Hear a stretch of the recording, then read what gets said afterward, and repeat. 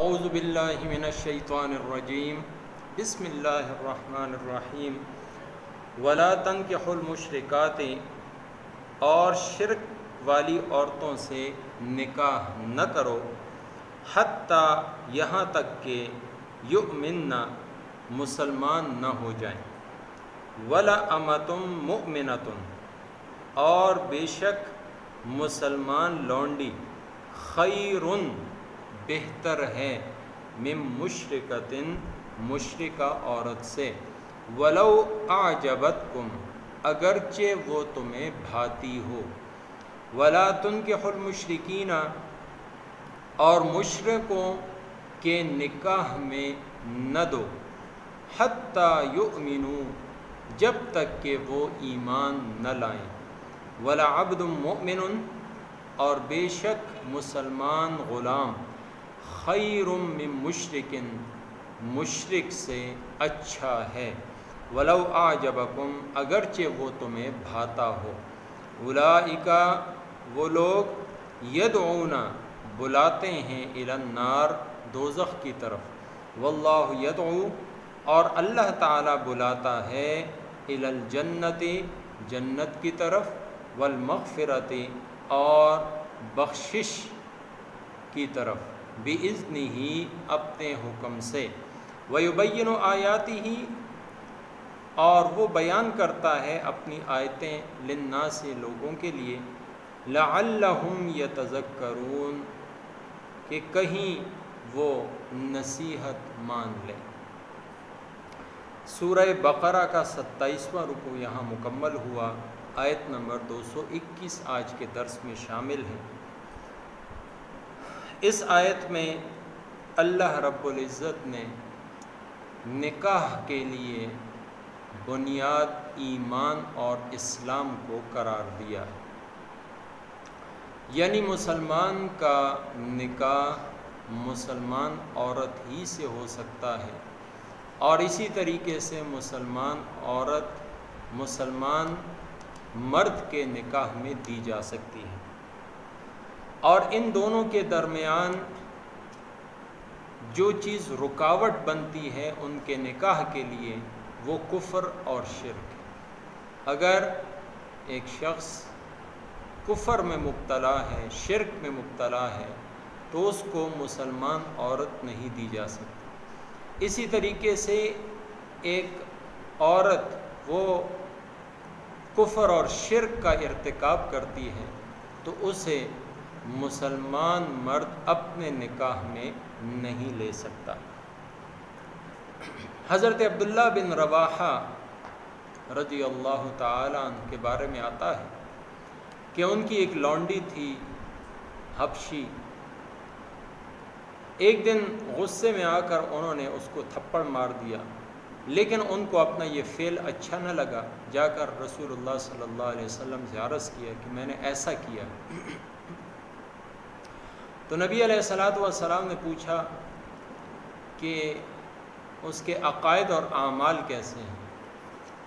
تو بتایا گیا کہ وہ روزے رکھتی ہے، نماز پڑھتی ہے، اچھی طرح سے وضو کرتی ہے۔ تو یہ جب صفات آپ نے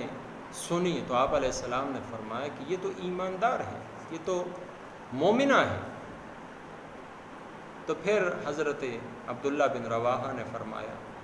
کہ یا رسول اللہ میں اس کو آزاد کرتا ہوں، اور نہ صرف آزاد کرتا ہوں بلکہ اس کے ساتھ نکاح کے لیے بھی تیار ہوں، نکاح میں لانا چاہتا ہوں۔ چنانچہ انہوں نے نکاح کیا تو لوگوں نے ان کو طعنے دینے شروع کیے، وہ کہنے لگے کہ اس نے اپنے حسب نسب کا خیال نہیں رکھا، ایک سیاہ فام لونڈی سے نکاح کر لیا، ان کے لیے تو ہمارے ہاں اچھے سے اچھے خاندان کی خوبصورت عورتیں موجود تھیں،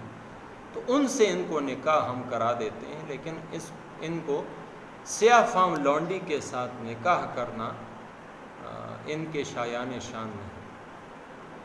تو اس وقت کی یہ آیت نازل ہوئی، اللہ تعالیٰ نے فرمایا ہے کہ ایک مومنہ لونڈی وہ کافرہ عورت سے، آزاد عورت سے، مشرکہ آزاد عورت سے 1000 درجے بہتر ہے، اس لیے کہ اس کا دل وہ ایمان کی روشنی سے منور ہے، اور کافرہ اگر حسن و جمال میں بھی بہت آگے ہو، حسب نسب کے لحاظ سے بھی اونچے خاندان سے تعلق رکھتی ہو، اور اس کے ساتھ ساتھ مال و دولت والی بھی ہو، وہ ایماندار عورت کہ جو غلام ہو، لونڈی ہو، اس کے مقابلے میں اس کافرہ عورت کی کوئی حیثیت نہیں۔ ایمان کی بنا پر یہ لونڈی اس آزاد عورت سے بدرجہ بہتر ہے۔ تو اس میں حکم دیا کہ وَلَا تَنكِحُوا الْمُشْرِكَاتِ حَتَّى يُؤْمِنْ، مشرکہ عورتوں سے نکاح مت کرو یہاں تک کہ وہ ایمان نہ لیں، یعنی ایمان لے آئی تو پھر تو وہ مسلمان عورت ہے، اور لا الہ الا اللہ محمد رسول اللہ کی بنیاد پر اب وہ دائرہ اسلام میں داخل ہو چکی، تو اب مسلمان مرد کا اس کے ساتھ نکاح جائز اور صحیح ہے۔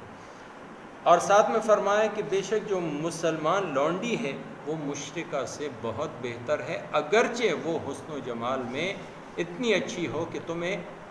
بھاتی ہو، تمہیں اچھی لگتی ہو، لیکن اس کے باوجود یہ سیاہ فام، یہ ایسی عورت کے جو حسن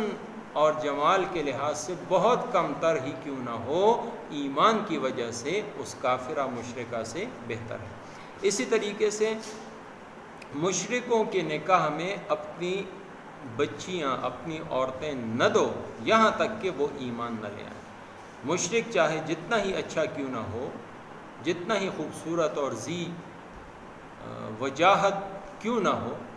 وجیح کیوں نہ ہو، مال و دولت والا کیوں نہ ہو، اونچے حسب اور نسب والا کیوں نہ ہو، اگر اس کے دل میں ایمان نہیں ہے تو اس سے ایک عام غلام سیاہ فام ہی کیوں نہ ہو، اور اس کا کوئی خاندان بھی اچھا نہ ہو، دنیاوی لحاظ سے کمتر ہو، مال و دولت بھی نہ ہو،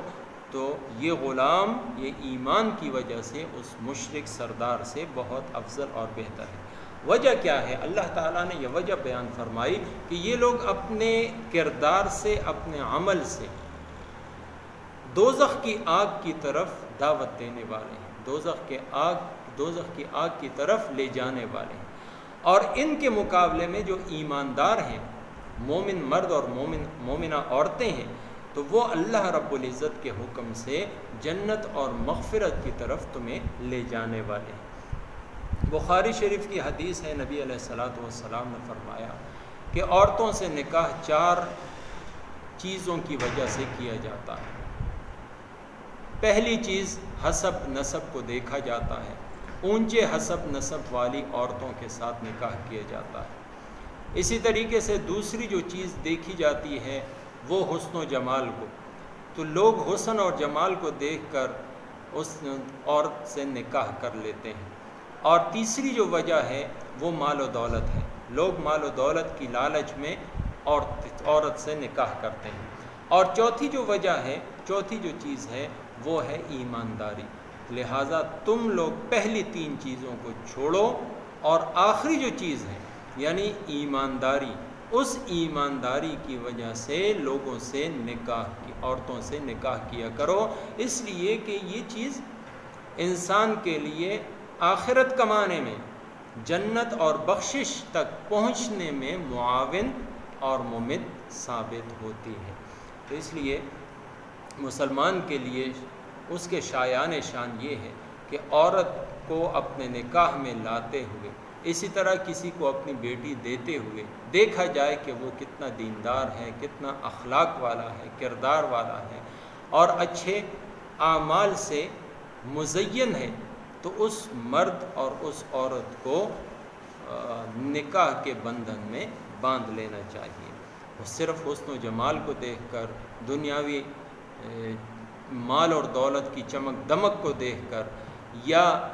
اونچے خاندان کو دیکھ کر نکاح نہیں کرنا چاہیے، بلکہ دینداری اور اخلاق کو دیکھنا چاہیے۔ اللہ تعالیٰ فرماتے ہیں وَيُبَيِّنُ آيَاتِهِ لِلنَّاسِ، اللہ تعالیٰ تو اپنی آیتیں، اپنے احکامات کھول کھول کے بیان کرتے ہیں، لعلہم یتذکرون، شاید کہ یہ لوگ اس پر عمل کر کے دنیا اور آخرت کو اپنے لیے سنوار لے۔ اللہ تعالیٰ مجھے آپ کو سب مسلمانوں کو قرآن اور سنت پر عمل کرنے کی توفیق عطا فرمائے۔ وما توفیقی الا باللہ۔ ولا تنکحوا المشرکات، اور شرک والی عورتوں سے نکاح نہ کرو، حتی یؤمن، جب تک کہ مسلمان نہ ہو جائیں۔ ولا امۃ مؤمنۃ، اور بے شک مسلمان لونڈی خیر من مشرکۃ، مشرکہ عورت سے بہتر ہے۔ ولو اعجبکم، اگرچہ وہ تمہیں اچھی لگتی ہو۔ ولا تنکحوا المشرکین، اور مشرکوں کے نکاح میں نہ دو، حتی یؤمنوا، جب تک کہ وہ ایمان نہ لائیں۔ ولا عبد مؤمن، اور بے شک مسلمان غلام خیر من مشرک، مشرک مرد سے اچھا ہے۔ ولو اعجبکم، اگرچہ وہ تمہیں پسند ہو۔ اولئک یدعون الی النار، وہ لوگ دوزخ کی طرف بلاتے ہیں۔ واللہ یدعو، اور اللہ تعالیٰ بلاتا ہے، الی الجنت، جنت کی طرف، والمغفرت، اور بخشش کی طرف، بإذنہ، اپنے حکم سے۔ ویبین آیاتہ، اور بیان کرتا ہے وہ اپنی آیتوں کو، للناس، لوگوں کے لیے، لعلہم یتذکرون، شاید کہ وہ لوگ نصیحت حاصل کر لیں۔ وما توفیقی الا باللہ۔